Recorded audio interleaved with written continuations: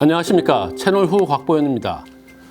저희들이 오늘은 그 서울시장 보궐선거 이야기를 좀 해보려고 하는데요. 지난번에는 그 여권을 중심으로 좀 저희들이 알아봤고, 오늘은 그 야권의 상황은 좀 어떤지 이것들을 좀 이야기해 보도록 하겠습니다. 서울시장 그 보궐선거 경쟁 구도에서 야권에는 아주 큰 변수가 나왔습니다. 그게 바로 그 안철수 국민의당 대표가 서울시장 출마를 선언했기 때문입니다. 안 대표는 원래 그 대권에 관심이 있다, 서울시장은 관심이 없다, 이렇게 계속 얘기를 해왔는데, 이번에 그 체급을 낮춰서 서울시장에 도전하겠다, 이런 승부수를 던졌습니다. 그래서 오늘은 그 안철수라는 인물의 그 인생 스토리는 어떤지 한번 면밀히 살펴서 그의 경험, 역량 뭐 이런 것들이 서울 시민들의 표를 받는데 어떠한 영향을 줄지, 그리고 앞으로 그 안철수라는 인물의 정치적 여정은 어떻게 흘러갈지, 이런 이야기를 좀 해보도록 하겠습니다. 안녕하세요. 비즈니스포스트 류근영입니다. 네, 유근영 기자. 그 안철수 대표가 드디어 이제 서울시장에 출마하겠다, 이렇게 선언을 했어요.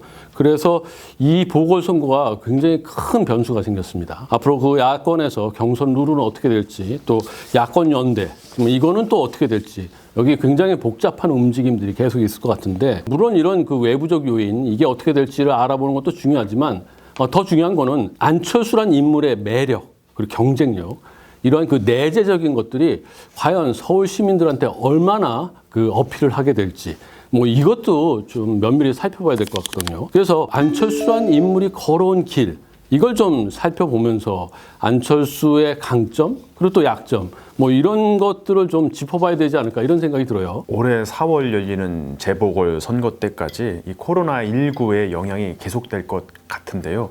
이 감염병이 우리의 일상을 뒤덮는 이런 상황이, 그리고 이 코로나19가 바꿔놓은 새로운 삶의 형태들에 관한 그런 그 논의와 성찰이 이 정치권과 선거판에서도 중요한 화두로 떠오를 것 같습니다. 코로나19와 같은 보건 위기 상황을 극복할 수 있는 지도자, 그리고 포스트 코로나19 시대를 이끌어갈 수 있는 지도자, 이런 지도자 상을 바라는 민심을 잡을 필요가 있는데요. 그런 점에서 의사와 벤처기업가 경험을 지닌 안철수 대표에게 유리한 측면이 있을 것 같습니다. 지금과 같이 코로나 상황이 계속되는 이런 시국에서는 정말 그 의료진을 향한 고마움, 그리고 의료진에 대한 신뢰, 믿음, 뭐 이런 것들이 평소보다 더 높아지지 않을까, 이런 생각이 듭니다. 그래서 정말로 그 의사 출신이면서 정치인인 그 안철수 대표 같은 경우에는 전문성이 더 있을 것 같고, 왠지 더 친밀감이 갈 것 같고, 정치공학적으로만 분석했을 때 굉장히 유리한 점이 많이 있을 것 같은 그런 생각이 드네요. 다들 아시다시피 안 대표는 서울대학교 의과대학을 졸업했죠.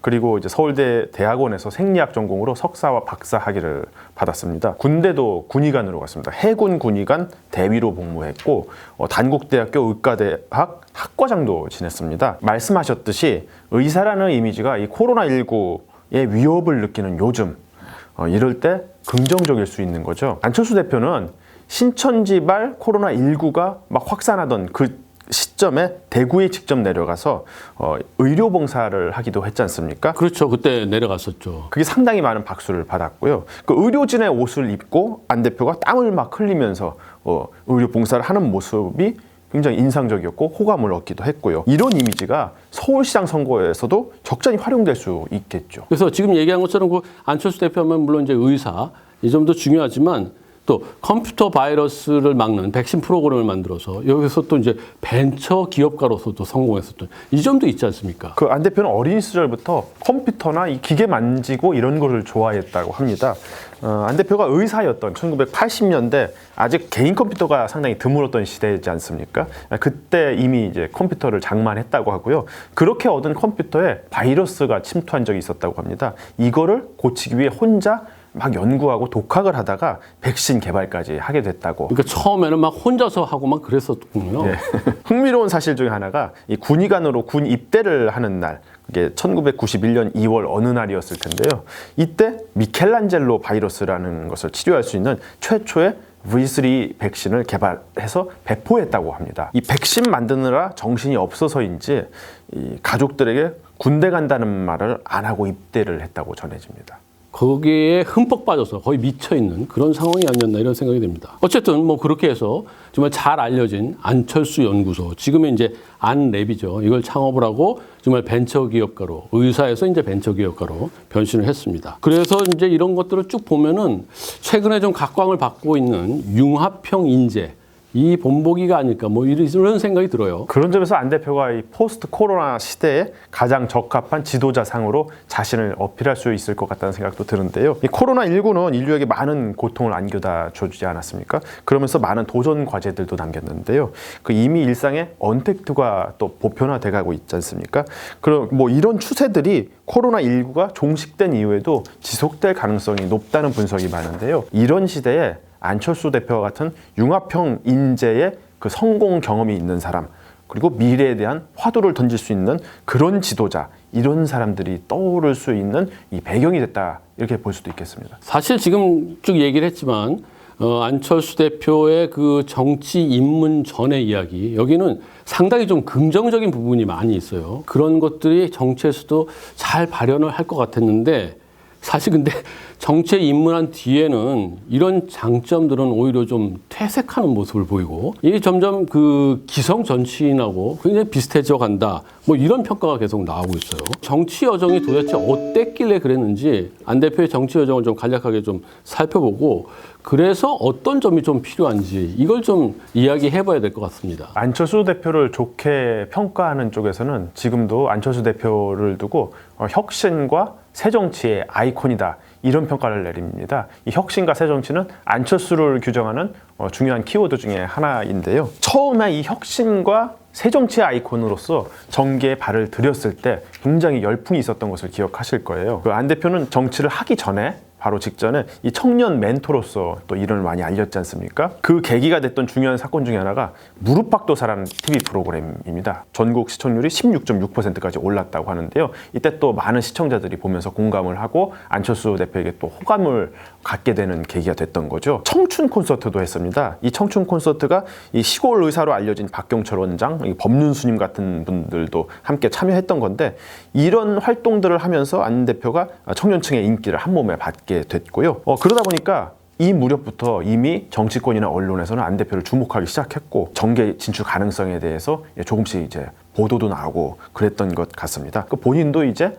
내가 정치에서 보다 좀 더 폭넓게 세상을 바꿔야겠다, 그런 마음을 품었던 것 같고요. 그렇죠. 그런 계획이나 뭐 이런 것들은 다 참 좋았는데, 자, 그 안 대표가 이제 정계 진출해서 이제 쭉 움직였는데, 이제 중요한 사건이 있었어요. 그게 바로 이제 2011년 서울시장 보궐선거였어요. 안 대표는 사실 각종 그 여론조사에서 상당히 높은 지지율을 받고 있었는데, 결국은 그때 이제 박원순 당신 희망제자소 이제 상임이사였는데, 이제 박원순 상임이사한테 양보를 했습니다. 그래서 이제 박원순 서울시장이 탄생하는 데 결정적인 역할을 했죠. 서울시장 양보라는 아름다운 스토리를 만들면서 안 대표의 정치적 입지는 더 커진 것 같습니다. 당시 여권의 유력 대선 주자였던 박근혜 전 대통령, 그리고 야권의 유력 대선 주자였던 문재인 대통령과 어깨를 나란히 하는 수준까지 대선 주자 지지율이 올랐고요. 이렇게 안 대표의 지지율이 오른 것은 기성 정치와 다른 새 정치를 갈구하는 그런 국민들의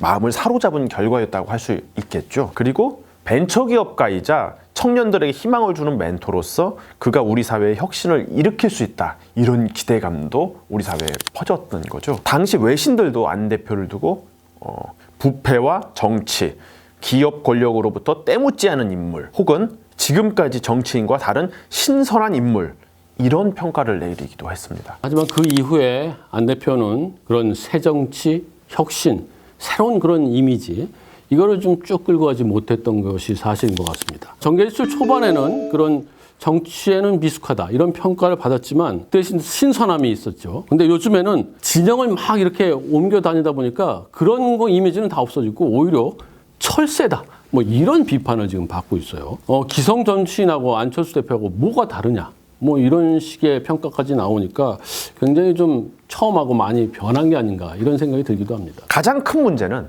이 안 대표가 정치에 발을 들인 지 이제 10년이 돼가는데 지지도나 인기가 오히려 떨어졌고, 그렇죠. 막상 안 대표가 일궈놓은 게 뭐냐 했을 때 이제 떠오르는 게 없다라는 겁니다.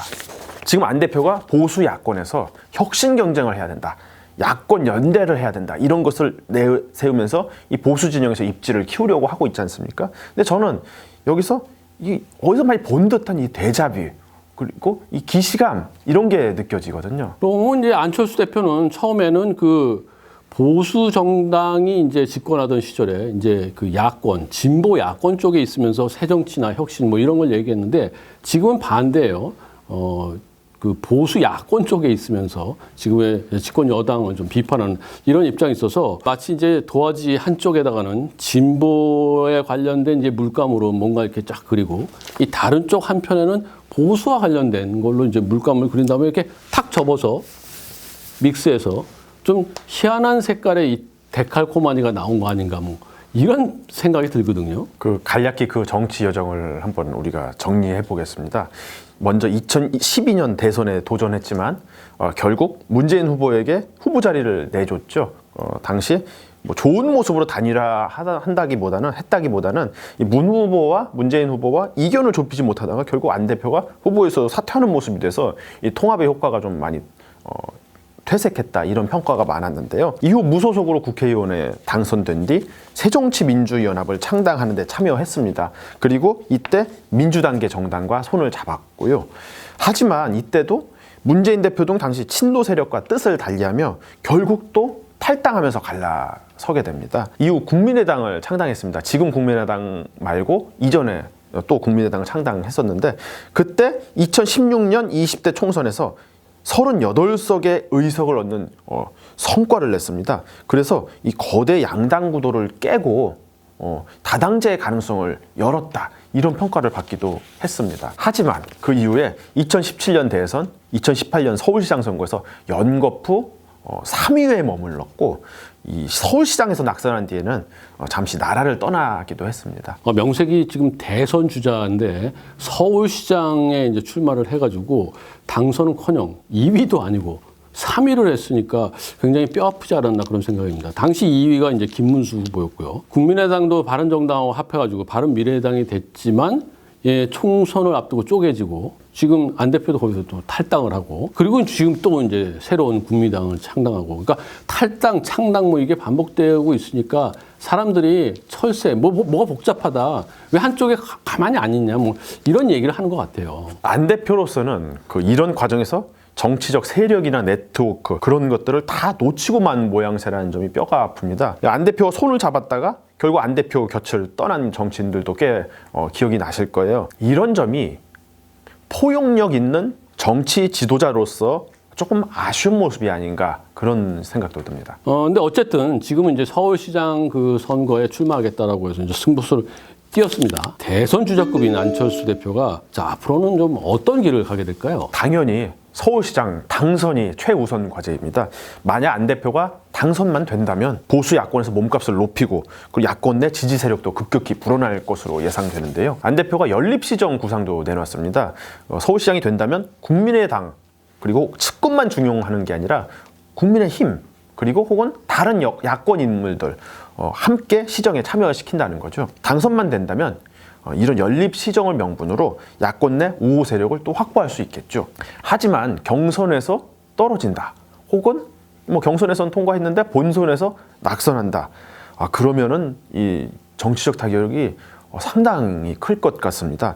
회복이 어려울 수도 있지 않을까 싶습니다. 굉장히 많은 리스크를 가지면서도 또 가능성이 있으니까 도전을 하는 것 같은 뭐 이런 생각이 드는데 일단 그 서울시장에 안철수 대표가 이제 당선이 된다 뭐 요걸 좀 가정을 하고요. 어쨌든 서울시장이 목표가 아니지 않습니까? 안 대표는 결국 이제 대선에 나가겠다. 대선이 이제 꿈인데 자 그러면 어느 시점에 이제 대선에 도전할 수가 있을까요? 올해 2021년 보궐선거 뒤 바로 1년 뒤에 대선이 열립니다.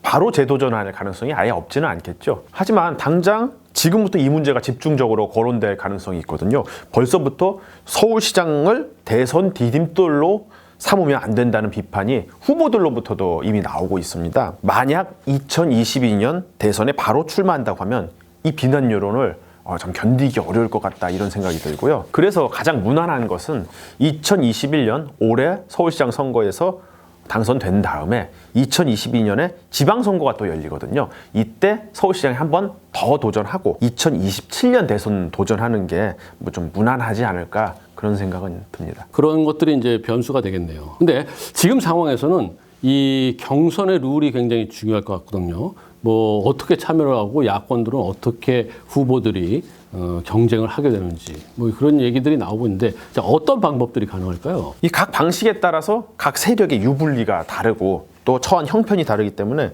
이에 관한 힘겨루기도 상당 시간 이어질 수 있을 것 같은데요. 예컨대 안 대표는 가급적 뭐 통합을 하더라도 연대를 하더라도 당 대 당 이런 형태로 대등하게 하기를 원하지만 국민의힘으로서는 이 100석이 넘는 거대 야당인데 의석수 3개뿐인 국민의당과 뭐 그렇게 대등하게 합치기는 어렵다는 목소리가 크죠. 그렇죠. 말이 안 되죠. 국민의힘 입장에서는. 국민의힘 최종 후보와 안 대표가 마지막에 다시 붙는 이런 방식은 과거 박영선, 박원순 단일화 모델과 비슷한데요. 이는 안철수 꽃가마 태우기다. 이런 또 비판을 받을 수 있는 거죠. 이럴 수도 있겠습니다. 그 국민의힘 최종 후보와 안 대표가 각자 경쟁을 하다가 뭐 누구 하나가 중간에 그냥 양보하는 뭐 이런 단일화 가능성도 없지 않을 것 같고요. 이 밖에 모두 다 제3의 무대에서 경쟁을 펼치는 방법. 이게 일견 공정하고 타당해 보이긴 합니다.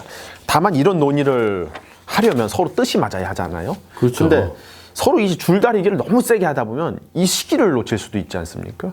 그래서 앞으로 어떻게 경선룰을 논의할지, 야권이 어떻게 반응할지 이 움직임을 좀 더 우리가 지켜볼 필요가 있을 것 같습니다. 지금까지 저희들은 그 안철수 국민의당 대표가 서울시장 선거에 출마하겠다고 선언한 이후에 여러 가지 변화를 좀 살펴봤습니다. 우선 그 안철수 대표의 인생 그 역정들이 어떤 것들이 있는지 좀 살펴봤고 그 이후에 이제 정치적 여정에서는 어떠한 그 과정을 겪었는지 좀 쭉 훑어봤습니다. 그리고 그것들이 서울시장 선거에서 어떻게 영향을 미칠지 좀 저희들이 생각해 봤는데 뭐 한때 좀 유력한 대선 주자였고 그러면서 굉장히 신선한 그런 이미지를 한 몸에 받았지만 지금은 그런 과거의 영광에는 좀 못 미치는 것이 아닌가 뭐 이런 생각이 좀 들기도 합니다. 뭐 그래도 어쨌든 안 대표는 인지도가 높은 정치인이면 분명한 것 같습니다. 그래서 안 대표가 이번에 그 서울시장 선거에 도전해가지고 스스로 이 승부수에서 승리해서 몸값도 높이고 그 다음에 정치권의 새로운 세력으로 우뚝 서게 될지 뭐 이런 것들을 저희들이 한번 지켜보도록 하겠습니다. 오늘 이야기는 이 정도로 마무리하겠습니다. 다음 시간에 다시 찾아뵙겠습니다.